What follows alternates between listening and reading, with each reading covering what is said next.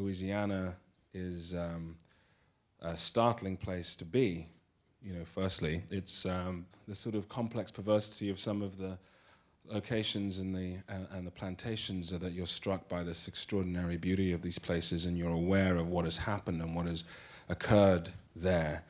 There's this, you know, the woodland areas, the bayou, obviously, are stunning to look at, and you know, and then the life is that there's the kind of heat. You know, our first day of shooting was 108 degrees, high humidity, picking cotton out in the plantation, on the apps plantation, and suddenly that sense that you know, you're really kind of deep within this world. You know, you're deep.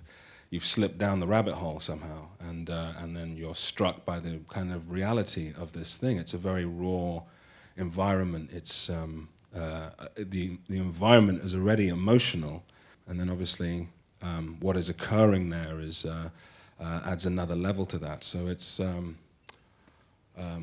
don't know. I think I went back. You know, when you go to the book and Solomon Northup's book, and he talks about the environment at length, and only when you're there really do you really connect in a way, in a different way, in a deeper way somehow, to what he experienced. You know, from very early on in the discussions, we didn't want it to look like a documentary. We didn't want it to you know, we wanted it to look real, but there was no point in making it gritty. And also it was felt that this beauty would be a fantastic counterpoint to the horror. And we were lucky the locations were, you know, they were beautiful. And one of the things that Steve and I had discussed from the beginning was a very painterly approach to the film. And, you know, in choosing the aspect ratio we chose, you know, the 240, that widescreen gives you an amazing palette for composition.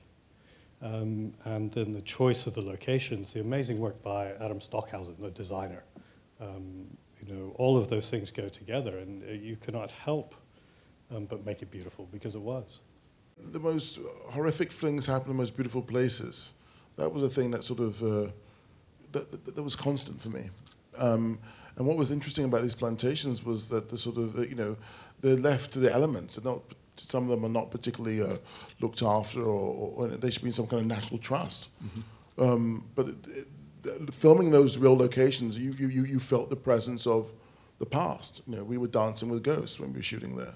When you first come onto a plantation, and I'm saying African-American woman, but also my Caucasian girlfriends that would be in the same pictures, as an American, you start to come down the road and you just get full of something. You get emotional, even if you're not thinking about it, something happens. And I think it is the history, not in terms of the recorded occurrence, but it's in our cultural DNA, and you feel it. And Steve, you said ghost.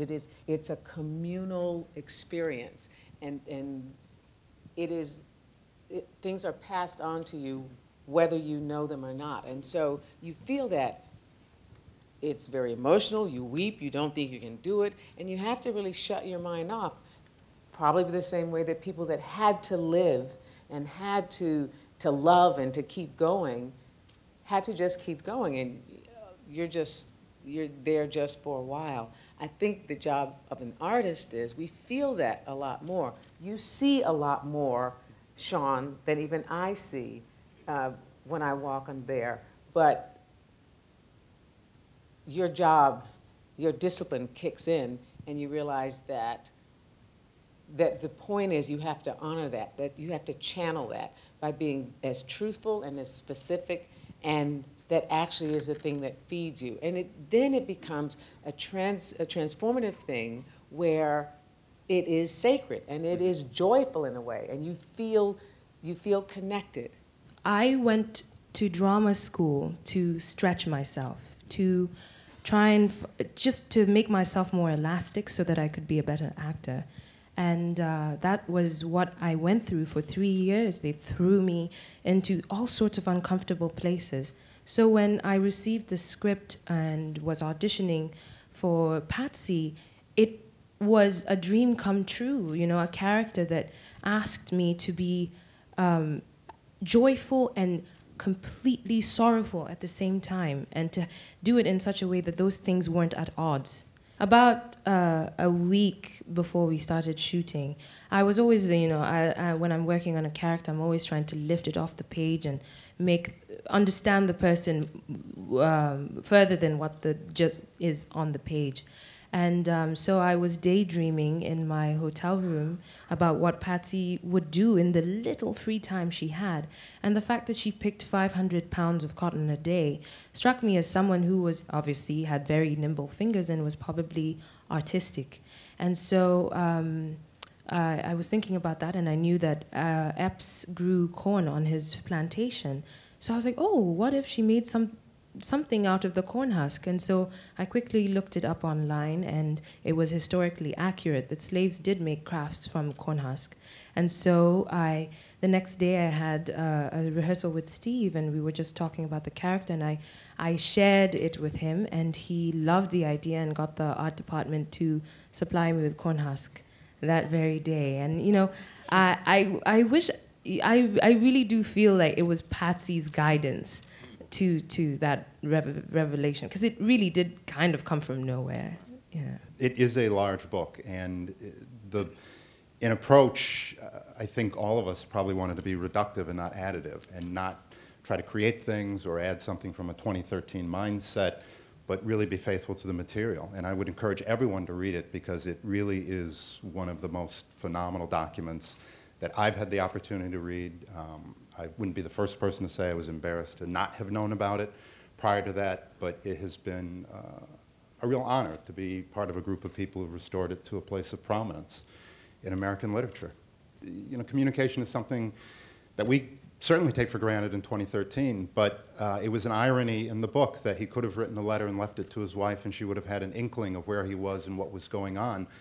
I also think that it really spoke to the totality of Solomon, someone who used every part of himself, his wits, his guile, his physicality, to survive, and to try to find these ways to create ink and to quill and to steal paper, just fundamental aspects over a long period of time to survive and let people know who he was, I think was a marvelous attribute, and one that in particular in the conversations we really wanted to underscore was what this gentleman was all about. I always felt, in a funny way, it wasn't a period piece. It was something, a conversation we needed to have now. And with the music, I wanted the music to be of now, so that this conversation would take place now.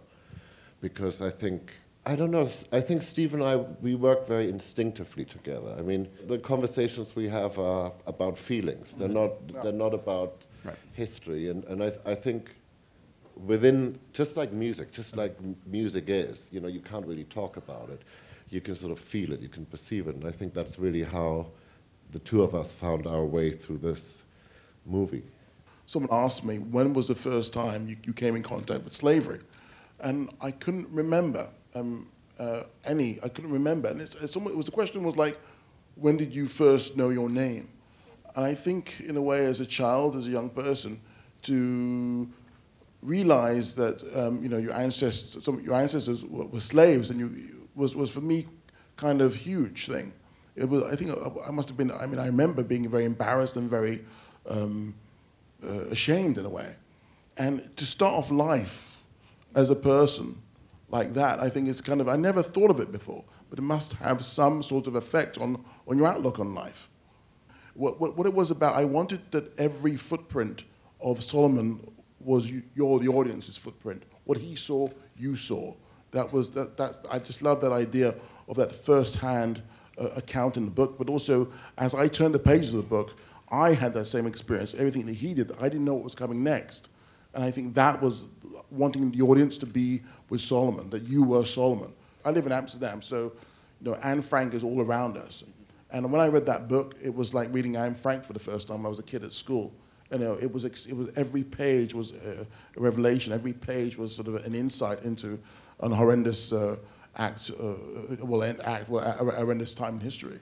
In a sense, I was aware of the responsibility of it. You know, when Steve first sent me the script, he said no. I'm sorry. He said no. What?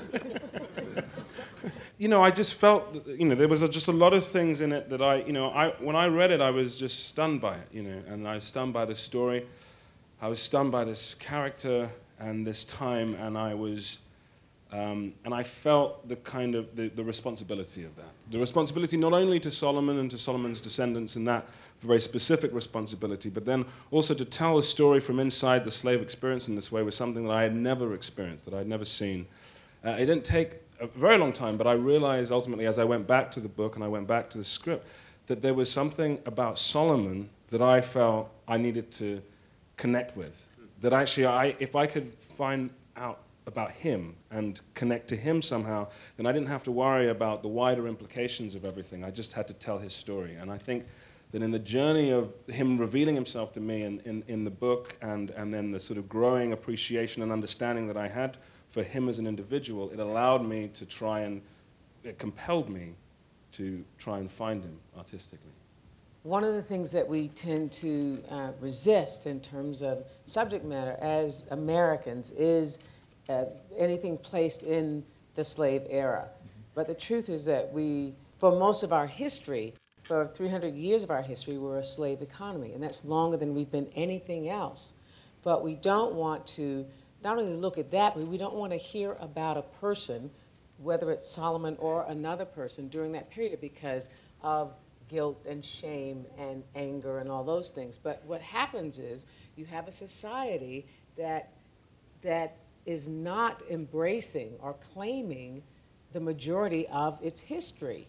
And so we get surprised when verdicts go a particular way and they do polls and everybody says, you think that, It's because it's as if someone is 21, they've moved to New York, they change their name and deny the fact that they have a childhood.